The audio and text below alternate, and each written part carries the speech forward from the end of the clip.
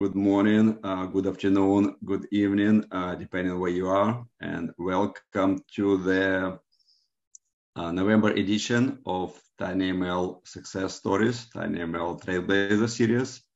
So this is the place where you meet people live, people who are really masterminds and movers and shakers of the TinyML movement globally.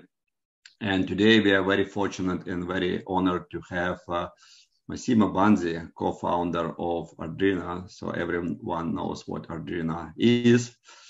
And Massimo is going to share today his story and also his vision of TinyML and Ardrina and Massimo are on a mission now to have 1 million of TinyML developers very soon. We'll touch upon this topic too. And about a month ago, Massimo gave a keynote at TinyML EMEA Technical Forum. It was an in-person event. It was a brilliant presentation showing TinyML applications and all the opportunities. And at the end, he made a very interesting quote. He said, "It takes only a tiny group of engineers to create technology that can shape the entire future of human experience with incredible speed." And I personally believe that Massimo belongs to this tiny group of people, and that's why we are very excited to have him here on TinyML Trailblazers today. But before we start, a little bit of administrative stuff. First, let me acknowledge TinyML strategic partners and sponsors.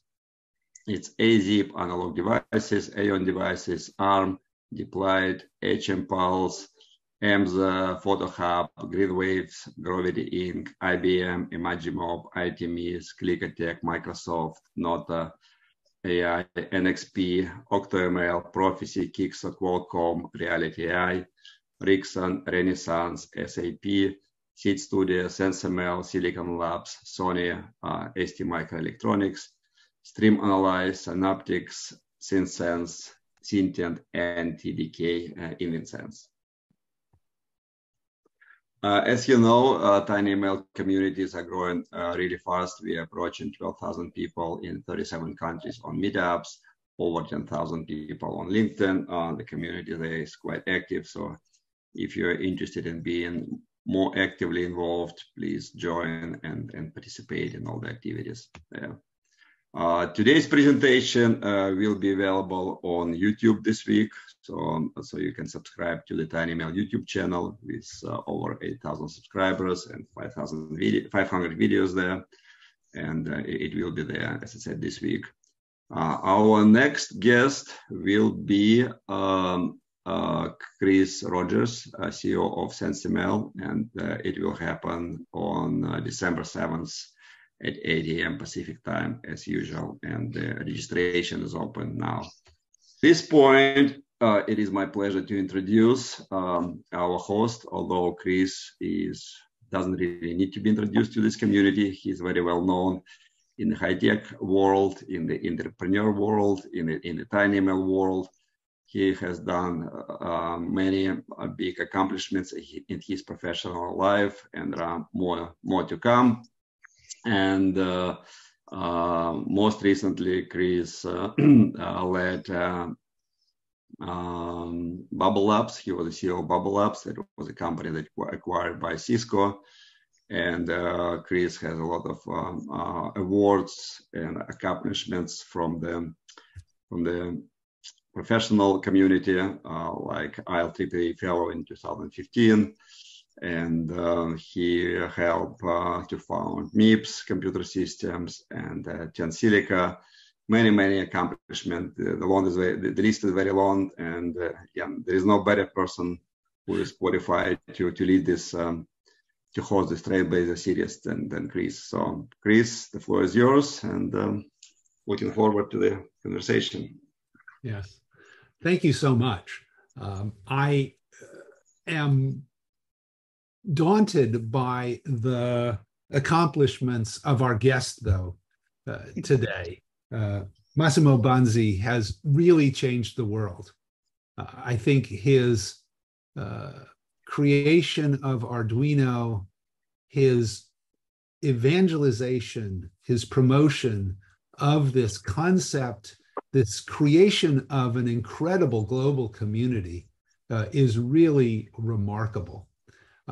And so we have a chance today to talk about Arduino and about Massimo, who has worked as a software architect. He's worked as a professor. He's worked closely with many different brands and companies proliferating consumer products that include all kinds of intelligence. And I think it is really a cusp in the development of TinyML to reach a point where such a democratized platform as Arduino is really now at a point where it can be a host for all kinds of machine learning development. So I think that this is a notable moment in history when we get that kind of mass market, mass engineering, popularized platform in a space where machine learning is now a viable way to think about getting new functionality into every single kind of product on the planet. So it's my great pleasure to introduce Massimo. Hi, good morning. It's great to have you. And I think I'm curious, and many people are curious, about what is the origin story of Arduino? How did you come to conceive of it? How did you develop the unique mission and the community that makes Arduino today? Yeah, so I think it's important. So thank you for the introduction. I think it's very important to in fact clarify that I didn't do this by myself, clearly, but Arduino is the byproduct of the work of a group of co-founders, and but the origin story, and I will give you their names because they, the platform is made of the contribution of all these different people who gave right. the a little bit of what it is. But it started off because I started teaching in a school in the northwest of Italy that opened around 2001, and it was trying to bring to Italy to this discipline of interaction design, which is kind of an extension of the classic world of design, which it's actually, originated more like in the north of Europe or in California. These are kind of the birthplaces of this discipline, while Italy was very strong in classic design, designing table, chairs, lamps, that kind of stuff. Really figuring out how do you interact with objects that are made with digital technology. The big problem is how do you design the language that people use to interact with this thing? So out of this big question, which is also the reason why when you, for example, if you approach a machine where you buy a ticket for the train, in some places it's a very smooth operation and you're happy and you walk away. And in other countries, you want to punch the machine until you destroy it, because the way they design the interface to this thing changes wildly. And you can see that when you get a good user experience, you get a lot of satisfaction in the interaction with technology. So one of the big factors there is the ability to prototype something to the point that it works so that you can share it with other people and you can test it with people. So prototyping something that actually works, so it feels like it's working, it's a big important piece. So I guess, at this particular school, I worked a lot in figuring out different ways to make it simpler. And I realized, along with my co-founder, David Quartiers and Tom Igo and David Mellis, that, some of the way you program microcontrollers was very, very complicated. There was a lot of things that, since it was designed for engineers, there was never really an effort in trying to make some things simpler, because you're an engineer, you're supposed to suffer, to match some conditions, or, It's not good if you're trying to simplify, no? So we did a bunch of experiments. I worked on a number of platforms. And then one of my students did a project which became a thesis. His name is Hernando Bargani, did this project called Wiring. And then starting from all these different inspiration and different projects that we did, me and the co-founders started to try to figure out how to make something that would be open source. We wanted to be open source because we want people to adopt it as much as possible. We wanted to be super cheap. We set ourselves a price before we said it needs to cost less than 20 euros, because that was more or less how much you spend to get a pizza. So the idea is you go out, you get a pizza, you get a beer, you spend probably 20 something euros. So if you, as a student, spend 20 euros, it's not a problem. Some other tools that we used back then were maybe in the $100 range. And obviously students, they don't spend that kind of money, or if they do it, they are very, very careful what they do, because they don't want to break the thing, no? So we wanted something that you could solder yourself.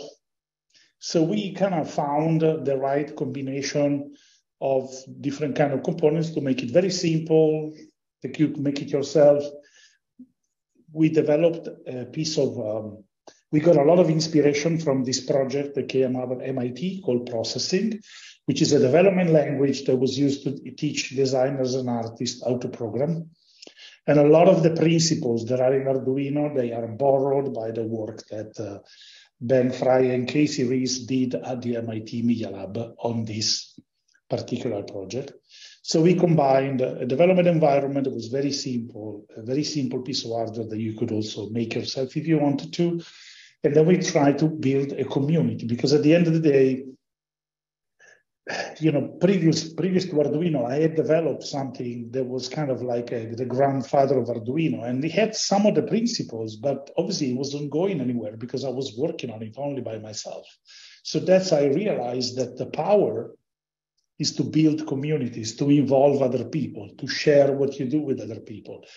And for example, open source is a way to amplify this sharing, to allow many people to be involved, knowing that their contribution cannot be taken away, but it can only stay part of this common good. So I think these were the starting point for this thing. At the beginning, it was mostly a tool for a few students. And then slowly it started to get out of control. And a bunch of people started to use it in other schools, and then musicians started to use it to build interfaces for musical instruments. And then it kind of encountered on its path the world of makers. That around 2005 is when the maker movement started to have a boom. And so that when it got adopted as the tool of the maker movement, that's when we saw like a really big number of interesting applications. Mm-hmm. But it's about, looking at building tools that lower the barrier so much that you can bring in a bunch of other people. So our objective was never to try to take over the existing development environment for microcontrollers. It was to try to get other people into embedded development without telling them they were doing embedded development, mm-hmm. so that they would do it without the fear that this kind of brings. Yeah. So along the way, what did you learn was the formula for Arduino? What were the key ingredients that led to this kind of groundswell, this acceleration of use over time? One of the interesting realization is that there's a lot of different modern digital technologies that can be made simpler and more open, and you can apply this formula to a bunch of different things. But I guess one of the things that it's important is to, in a way, you want something that will work within a very short amount of time.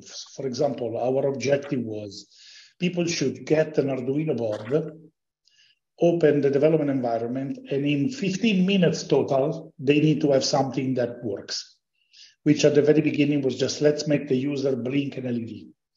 So the 0 to blinking an LED was a 15-minute maximum operation, which included also downloading the software from the website. This very quick initial success, it's very important because a lot of users, if they have to wait too much time to figure out how something works. They have to navigate lots of different, pages of documentation. I remember when I started, one of the tutorials that were available on the internet was basically telling people how to compile the compiler. No? Imagine a beginner has to download the source code for the compiler, compile it, and then, it's clearly this was a page on the MIT website. Now, for an MIT student, obviously, it's obvious that you download the code and you compile it, but for a regular person, it's not possible, no? Yeah. So this initial success in very short amount of time, also to reduce the useless boilerplate. For example, I spent a lot of years working on Java. It's a language that I love, but it's very verbose. And before you can even say hello world, you have to write a lot of code. So this lots of code, that kind of boilerplate, it's something that confuses beginners because they have to type all these things. They don't really understand what everything does. No, so you want something that will have a default that starts off and works really quickly with the least amount of code.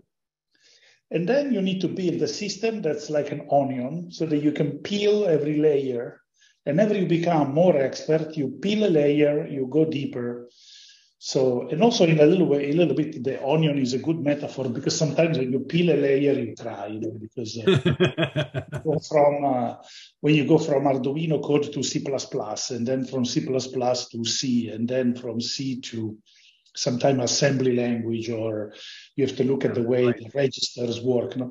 So every layer, clearly, it's an investment. Yeah, that's a great analogy. As you progress, you can go deeper and learn more. And I think that's important, to build a layered system where the defaults allow you to get started incredibly fast, and then you strip away the layers and you can become an expert. And with the original Arduino, this was possible. People were able to do that. In fact, I was very surprised, but I found that some university professors in the US, they started to write books for university students where they used the Arduino as an architecture to teach students about simple computer architecture, because they could start very simple and then they would start using actual C and talk to the registers directly. So they would give them this ability to understand high level and then go super low level. Yeah, right. A lesson in abstraction layers. Yeah. So manage the abstraction layers very well. I think documentation is clearly important, but, sometimes there is sometimes a lot of, obsession with reference documentation. No? Every single function explained how every parameter. That's good, and you need that. But you also need a lot of quote-unquote recipes. If I need to connect this sensor to this thing, how do I do it? So I think one of the things that was very successful with Arduino is that out of the box, were already a bunch of examples that would show you all the different building blocks that you find in every project. No? How do you read a button and do something when somebody presses a button? So you have an isolated example that you can use and works, and then you can compose different things by using these examples together. And then obviously you go to the reference documentation. But regular people, they don't pick up the manual, read the entire reference for a language, and then they start coding. No? Regular people, they want to things they can just copy and hack and start from there. No? So that was and I think also this brought together the last element, which I think is it's the development, the teaching method. So the methodology that you use to teach the technology, it's very important. So when I started teaching my students, I used the same model that they use with me university. So we started off with the atom and the electron and all these kind of things. And obviously they got bored instantly and they got on the internet browsing. So I realized this was not going to work with people. I mean, this is another, when you study engineering, you know that it's going to be a world of pain. You sit down and it's going to be they don't make you discounts. No, you sit down and you're supposed to keep up. No, while in other schools, the students are much more expecting to be guided in a way. So we try to flip things around and build a teaching method which is more based on learning by doing, learning by building projects. So the next lecture I did, I showed up with lemons, potatoes, and nails, and we started to build batteries with them. And then obviously when it turned into a project, everyone got engaged and they started to learn about electricity and different things. So we realized that you really have to teach things in a different way because some audiences, they don't have the same level of commitment to the process that other kind of students have. When I enrolled in university, there was this idea, you sit here, you power through this thing, don't ask questions, just follow whatever they tell you to do. And at the end, you're an engineer and a lot of cool things happen to you. So you trust the system and just power through. No? Other people are like, no, explain it to me, otherwise I don't care.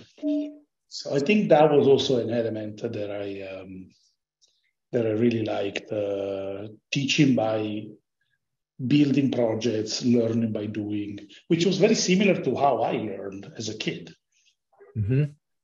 So I think these were probably some of the main elements. Then obviously we started to use also design so that we could design the products and the packaging in a way that would make the technology less scary, more kind of friendly looking. And, there's a lot of other details in there. But I would say these are some of the main principles. Yeah, that's great. Now, every successful project or program or development has setbacks, has problems. Where along the way, think of one example of where you hit a wall and you had to pick yourself up and go in a new direction, that you tried something and it just didn't work the way you initially expected in the development and proliferation of Arduino? Yeah, I think it's interesting because everything that you build at scales, every time you add a zero to the number, the complexity grows, because at the beginning we only had to manufacture a few ones. Actually, the very first Arduino that we made a bunch of blank PCBs and people were supposed to solder them themselves. Then we realized that it became too complicated. So we started to make them ourselves and solve them. So until you're making, let's say, 1,000 is one thing. When you start to make 10,000, it's another thing. When you start to make 100,000, then you go to 1 million. Every time, obviously, there is a problem. That you have to rearrange, reorganize, restructure everything to jump to the next level. And obviously, that's also, when we had one single product with one single board, it was very simple to control everything. We were 4 people, and we did 5 people, and we did most of the work. Then obviously when we scaled up with multiple products in multiple directions, that the complexity explodes, and also we realized that in order to have a complete user experience, you have to start to build online services, different kind of communities and forums and everything. So again, as the popularity grows, you have to it becomes more and more complex to manage, so that we have to create a company and everything else. So I would say every step, when we had to go one step up, we have to reorganize, rethink, and do all these kind of things. And obviously, we've had also one part of our history which was a bit complicated, where one of the co-founders of the company that's no longer with us, he was basically trying to take we ended up having to sue him. So that kind of created a big complication. So I guess one of the lessons is also that even if you're starting off with an open source project, you should have role and responsibilities very, very clear in writing so that along the way, there's no one who kind of tries to take the system in another direction, no, without the agreement of everyone. So I think that it's something that probably since we started off as an open source project, we didn't think of it as a startup, no. So even if you're doing like a simple project with a couple of friends, it's good to sit down and say, okay, this is a piece of paper, we all sign it, and it says this is how it works, no. Yeah. So right. that part is something that when you are in the middle of building something that is fun and you like, you kind of forget. Yeah, right. Structured about it. Yes.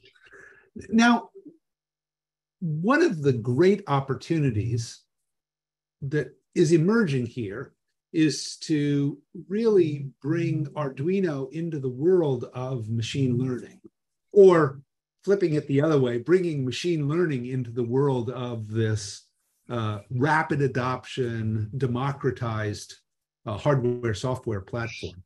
What do you think are the key mechanisms or the key applications that are likely to emerge first as Arduino meets machine learning? As machine learning comes down from this world of GPUs and heavy duty, trillion parameter models into a world that fits into this super low cost, super low complexity hardware and this very broadly available surface of the onion development environment. Yeah, so I found this idea of running some machine learning algorithms on something small as an Arduino, something very fascinating. Also because multiple times I worked on projects when I realized that, I wish I had a way to teach the Arduino what to do as opposed to, having to develop the algorithm in a more conventional way. So obviously when I saw the first people, we started off in 2014 using this processor that Intel made, which contained this part they call neural network, but it was like a very simple piece of hardware. It was like just a classifier, but it was very simple to use. We were able to build a lot of interesting projects. I test a lot of ideas with my students in classes. So I started to do the first classes on what if we do TinyML, no? But in a very simple way. Then I realized there was a lot of potential because obviously if you run machine learning next to where the data is created, you have this advantage that you can respond really faster. Mm-hmm. If you use microcontrollers, even if they are powerful, you're using a lot less energy. If you process the information at that level, you can also save on bandwidth because you're only sending the result of some form of inference on the data as opposed to just stream the data. Right. And there's also an aspect which for us is very important, which is also the privacy. So if you're building a camera, for example, and the only thing you're trying to do is count how many people are in a room, the fact that you can run the algorithm inside the camera and you can only send out the number, 4.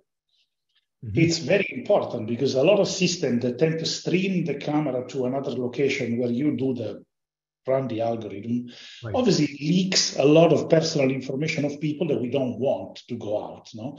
Yeah. So this application of TinyML in this kind of things also has this interesting privacy related aspect. So because of that, we started to play around with it, and we started to collaborate, for example, with the team doing TensorFlow Lite Micro at Google, and we started to try to figure out how to run it on this board here. Yeah. And I also want to send a shout out to Sandeep Mistry, who is in the audience right now, who is one of the people that was instrumental in making this happen. And with the work that he was doing, we were able to use these little microcontrollers to do computer vision and ML at 5, 7 frames per second, but this is a very small microcontroller. So then the possibilities start to become really, really interesting, and we started to expand more to try to see how much you can do on microcontrollers when you have a lot of capabilities. And I think it's a very important evolution of what we are doing, trying to use the machine learning, TinyML on the hardware to solve problems, but also figure out ways to teach people how to use this technology in a way that is simpler from what you see normally, because this stuff comes from a lot of kind of professional environments. So some things are not exactly explained in a way that someone with not that bigger background in mathematics, for example, can do. So there's a lot of opportunities in making that a lot simpler. Mm-hmm. So what do you think comes next? What does Arduino and Arduino with TinyML look like 3 years from now, 5 years from now? What's different about the technology or the community or the applications that you expect to see if you look out, 3 to 5 years? I think I think one important lesson is that we realized that, Arduino is mostly a formula. I was outlining some of the elements before. So there's always new technology you can try to apply this formula to.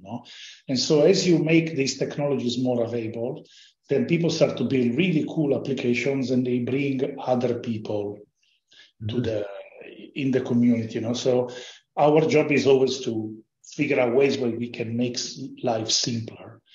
So, for example, I'm very interested in this world of machine learning at the edge, coupled with the fact that now we are working a lot on tools that are for the professional market.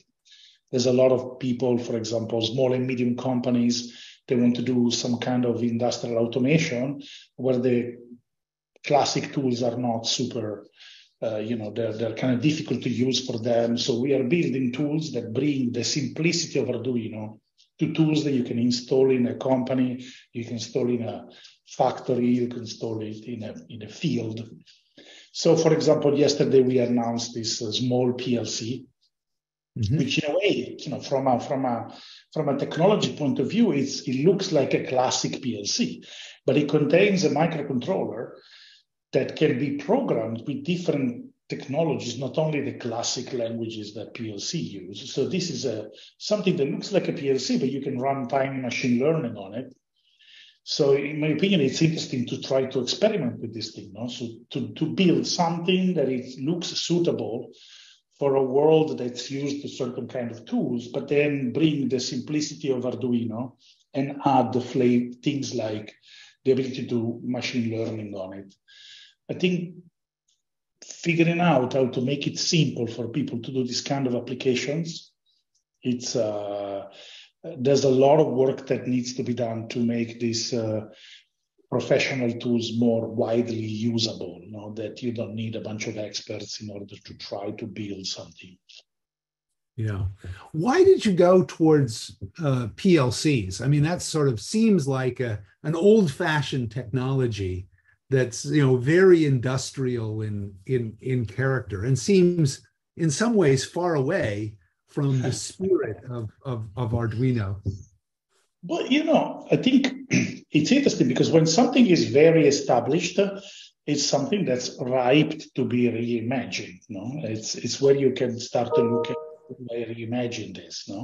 So obviously people use PLC type devices for a lot of applications, but for example, years ago I picked up one of these classic devices. I was trying to make it do something very, very simple, and I found an incredibly complex software that requires you to have a special software key to install it.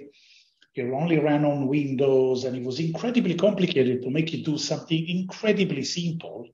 And I thought, and I've been programming all my life, and I was like, I've built complex software, and I was looking at this, and I thought, how the hell can someone who works in a factory, who doesn't go to a special training, can use this. And then you have 7-year-old kids who are building robots with Arduino. So there's clearly there is a world of things that we can do if we take the hardware of a PLC, which is something that people need in that kind of environment, and then we change the hardware to make it more modern, and then we allow people to come in from different directions.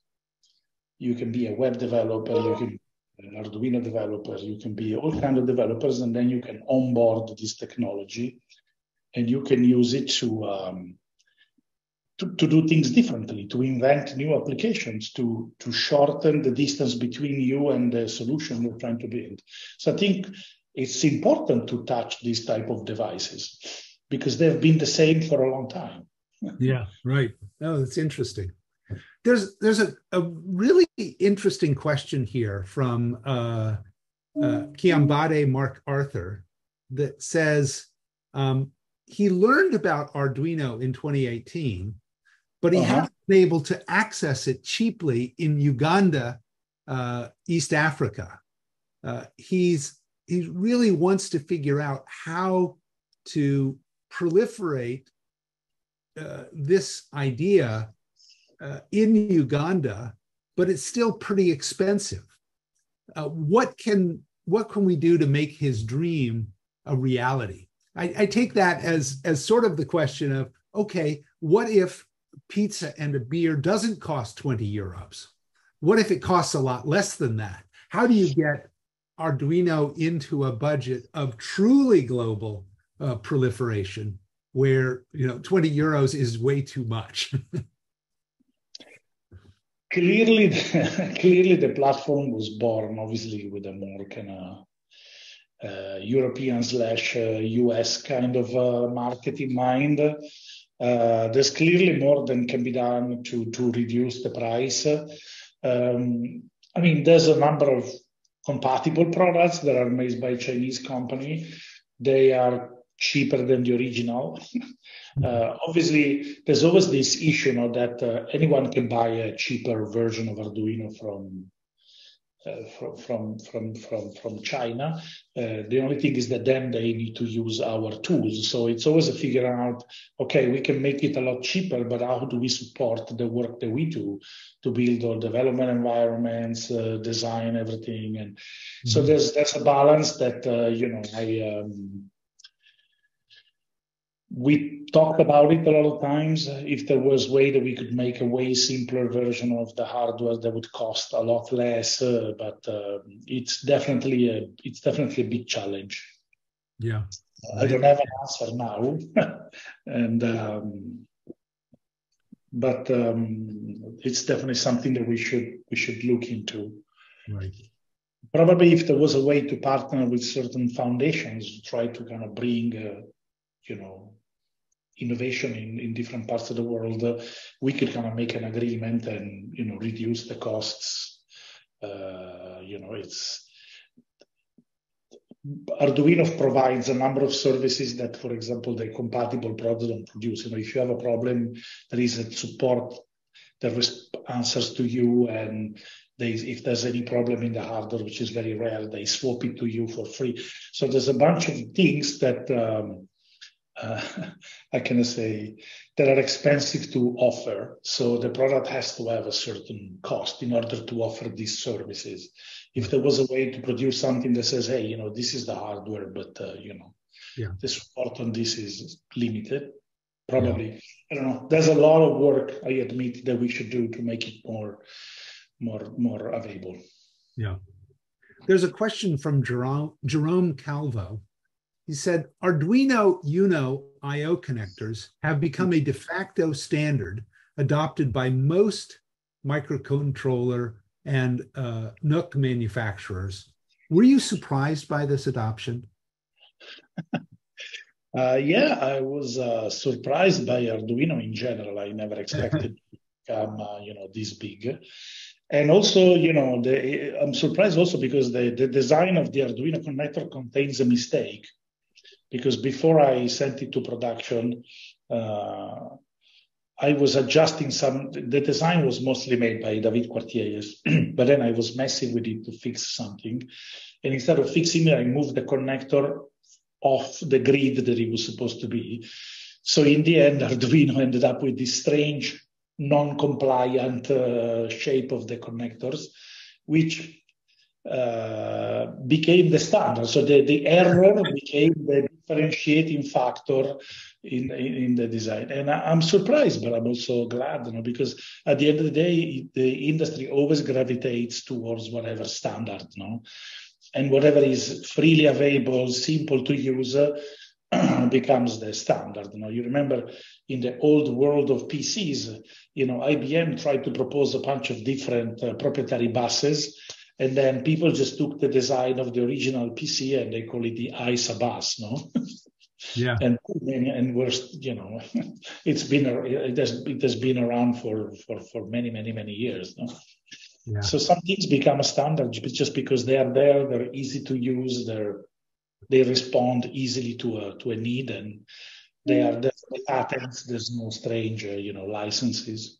Yeah, and there are times when the need for a standard outruns the process of formal standards groups deciding to work in an area.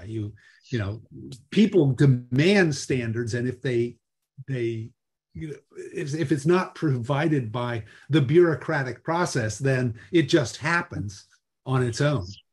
Yeah, some standards are just completely born out of the work that people do and say, hey, we could adopt that and just, Yeah. Also, it's a system that's it's a loop that supplies itself. In the end, you make a thing, then people start to make accessory for that format. So the format increases in value. People want to use those accessories on a different hardware, so they adopt it. So it's a process that kind of feeds itself. Mm-hmm. There's a question here that really gets at kind of this question of how can we do more? What can you do to make it easier to go from prototyping in an Arduino environment to real commercial production use? Now, obviously, some things in Arduino do come into commercial use, but there's a sense implied by the question of we could do more to have an ecosystem where it becomes easier to make a rapid transition into production systems. Mm-hmm. What do you think is needed in the ecosystem to make it even easier to get to volume production for commercial use? Yeah, so one of the things that we are doing now is that we are trying to, so for example, if you look at the more professional stuff, we have designed these modules that contain all the very difficult part of a product, because maybe there's an incredibly dense pinout on a processor. One of the processors we use is a BGA with hundreds of pins. It's obviously going to be very complicated for someone unless they already have infrastructure to build complex hardware. It's going to be hard for people to use this. Mm-hmm. So we put everything that's needed on a module that you can very easily integrate into another product. So we noticed that people will prototype with a bunch of different Arduino boards. Then they might use one of these more professional boards they design maybe like a low-cost dual-layer PCB that has all the interfaces, and they snap this module. And this works really well from, let's say, a few hundred pieces to maybe a few thousand pieces. And then once you reach the point that you're making tens of thousands of units, we also have customers who showed up and said, okay, you know what? I'm using this product. I want to integrate the design into my product. I don't want to make it open source because technically the licenses for the Arduino products are open source. So if you use our design, you need to make it open source. Then there's a bunch of people who obviously violate this, but so they license the design from us because it's a proven design that works, and they just add that to their product. And then, but that's something that happens when you're already making tens of thousands or hundreds of thousands. It's very interesting to note that in a lot of pro world, the sometimes there are companies that make innovative products, but they only make a few thousand of them. So they don't really want to invest in designing complex PCBs and going through all the process. They just need a simple interfacing PCB, a complex module to connect. And so it's interesting, this area. People that make innovative products, but they only make a few thousands, maybe tens of thousands a year. So they can use our integrated modules for that. And they have been solving a lot of problems in the area.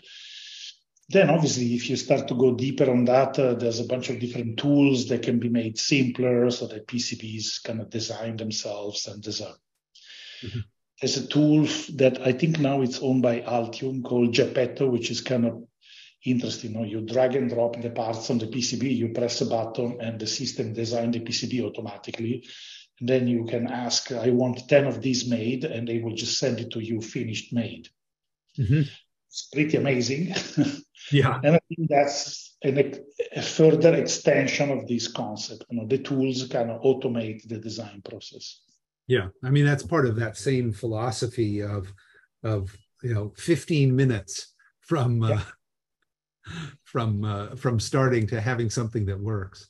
I'm curious, how do you think about the role of Arduino, the position of Arduino relative to some roughly analogous kinds of communities and platforms like Raspberry Pi? What's different between Arduino and Raspberry Pi? What philosophies are common between Arduino and Raspberry Pi? So I think so. I like Raspberry Pi, and I think they've done an amazing job. And obviously, there is this broader idea of how do you democratize technology, you know? So one of the things is that how do you make a computer that runs an operating system and I can use as a computer for myself for the least price possible? You know, for example, one of their initial targets were students. So you could provide the students with a $35 machine that was kind of slow, but you could use your TV at home, a keyboard and a mouse, and you had your own PC. So obviously, this is a big revolution, not making PCs available to anyone for incredibly low cost. Then obviously, they grew in sophistication, and now the product they make are pretty amazing. And obviously, people figured out that you could also put these Raspberry Pis into different things, even products that you sell. No? So they mostly make Linux machines. So they're kind of, you know, Arduino is much more oriented towards microcontrollers, that kind of application. And also, I guess we have a more integrated ecosystem because we make, you know, the development environment. So the experience is much more curated, but in a way, Raspberry Pi is running on Linux. So whatever you can run on Linux, you can run on. So they have the advantage, they can take advantage of this operating system. But I think there's a general common desire to democratize the access to technology in ways that are sometimes similar, sometimes different. For example, we are, I would say, mostly open source hardware. They clearly always said that they are not open source hardware. They are open source software, but not hardware. So the philosophies are slightly different there. But I think the general principles is the same. How do we make technology accessible to the most amount of people?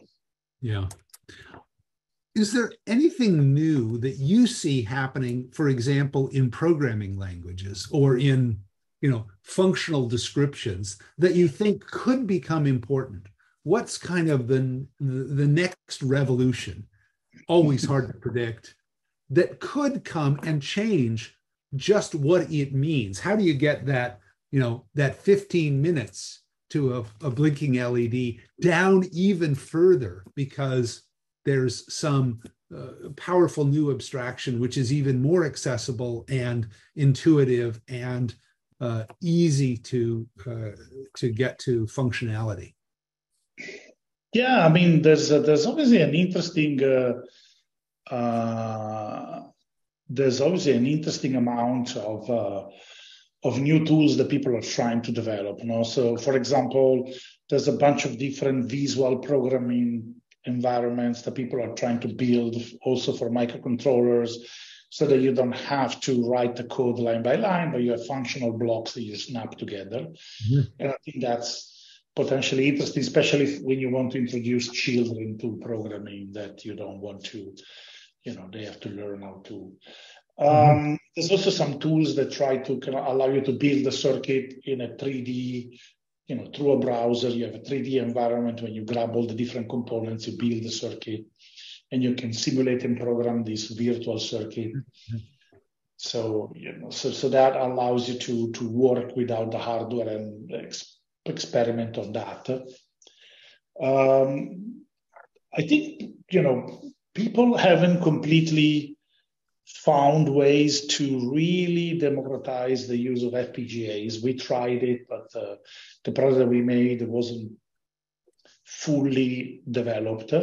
But there was this idea: how do you build a tool that allows you to use some kind of an FPGA so that you have an infinitely changeable, modifiable circuit without a circuit, in a way, because it's all in the FPGA. And I think a lot of the programming, quote unquote, revolution comes also from this TinyML platform, like Edge Impulse, for example, that we use. So we have these online tools where you basically say, this is my data, this is what I'm trying to understand, and this generates a piece of code that you add to your program, and it's optimized for you. You don't have to. Mm-hmm. So development environment will more and more split in multiple categories. There will be a category where people develop low-level libraries, low-level drivers, tools that generate machine learning code. Then there will be another category of developers that basically assemble these pieces to build the final application. So there will be more like component-based stuff, auto-generated modules with tools that allow you to combine to assemble these modules. Yeah. There's another question from Kiambade Mark Arthur from Uganda, which I'll repeat his question and then modify it a little bit. He said, "What about a cloud? I don't know them well, but can't a simulation be made on a cloud just like the Arduino?" And there is actually an interesting analogy between the cloud, in terms of people do rapid development for cloud-based services with a little bit of this 15 minutes to success philosophy, because it really does provide lots of abstractions. In that case, you don't have to muck around with any hardware directly. So what are the connections in terms of development experience between cloud-based development and Arduino development? They seem like opposite ends of a spectrum, but in fact, they share a number of common characteristics. Yeah, a few years ago, we ported our development environments to the cloud, especially because, if you are in an educational institution in the US, for example, 50-60% of the schools are moving to a Chromebook type device, which only has a browser. So you need to move all the tools that were the desktop apps into a browser. And so we had to do that also to follow the need of these new users. There are also tools that allow you to simulate. As I was mentioning before, you can simulate entire circuits with Arduino in the cloud. Mm-hmm. One of the things why we never really approached that is the fact that the method in Arduino is based on building things with your hand in real life. Right. You learn so much things by doing that in real life that it would be very difficult, in my opinion, to capture in a simulation. Mm-hmm. The first years that we worked on Arduino, one of my mentors was a professor at Stanford University, Bill Verplank, and he was talking about this concept of thinking with your hands. No, so the idea that when you build something with your hands, you encounter a number of experiences that you wouldn't find when you're trying to do something with a pen on paper, or something like that. So for us, the aspect of building something, it's an important part of the process. So the simulation, yes, but you can't, at some point you'll have to touch some hardware, no? So you can't completely do everything in a simulation.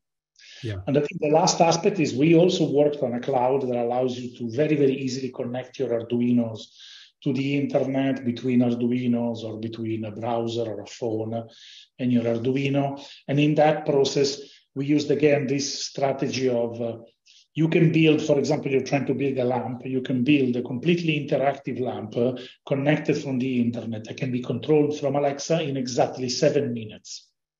Okay. Because the Arduino cloud generates most of the code that you need. And then it takes care of interfacing with everything else. And I think, this kind of stuff is what to me is important. More and more people want to work on products they can connect anywhere in the world. So for us, it was important to have a tool where you describe a little bit what you're trying to build, and then the system just generates the code for you. This aspect to me is important. So to remove the complexity from the process.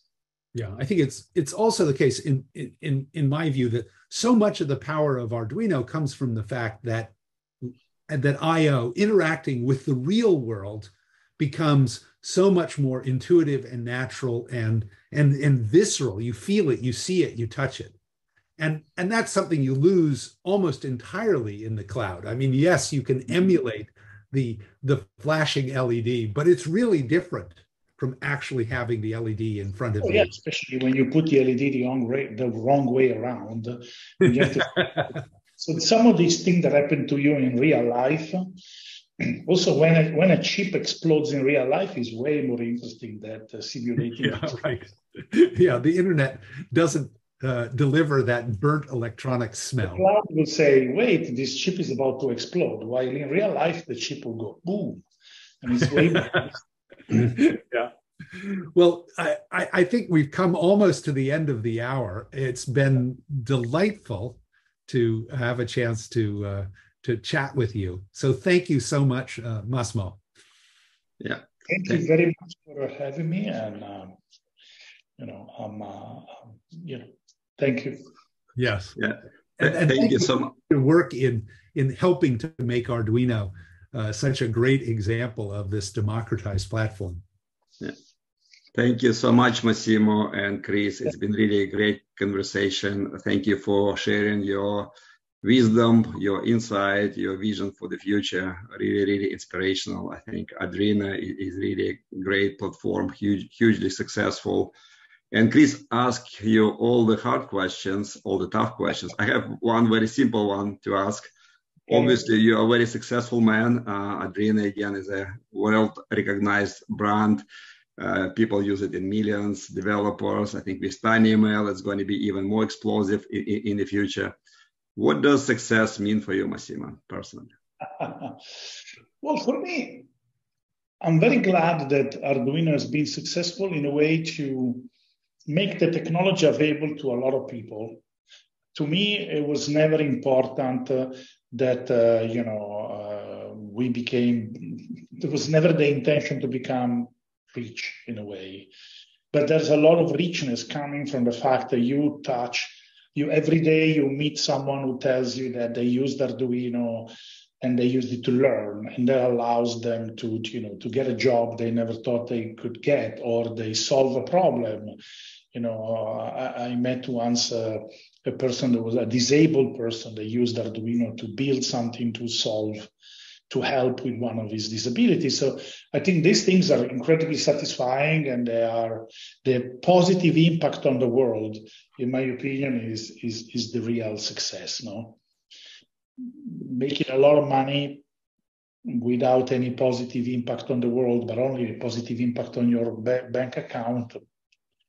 I don't think it's the objective that human beings should, It's good to have money, you should make money from a company. I'm totally, in favor of that. But, there's a certain moment where after a certain amount of money, it doesn't matter anymore. Yeah, no, definitely. Money is not equal to success or any satisfaction in any way, especially for people who live on 20 euros for pizza and beer.